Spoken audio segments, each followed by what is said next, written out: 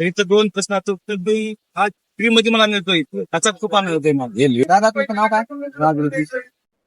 दादा तुमचा पहिला प्रश्न आहे, डॉक्टर बाबासाहेब आंबेडकर यांचा जन्म कोणत्या राज्यात झाला होता? मध्य प्रदेश म्हणून गावात जास्त पहिला प्रश्न डॉक्टर दादांनी एकदम बरोबर दिलेला आहे. त्याचा दुसरा प्रश्न आहे, डॉक्टर बाबासाहेब आंबेडकर मंत्रिमंडळात कोणत्या पदावर होते?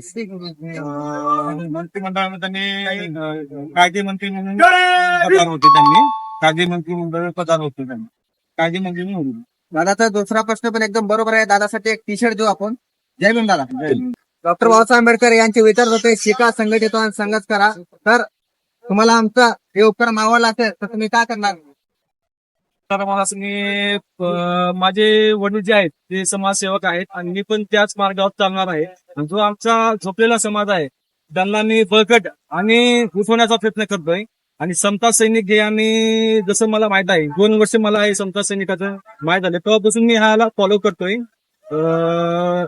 YB ला पण मी फॉलो करतोय. म्हणजे आपली जी आहे ती आदरणीय बाळासाहेब आंबेडकर त्यांच्या विचारावर, सुजातदादा आंबेडकर यांच्या विचारावर मी चालतो. मी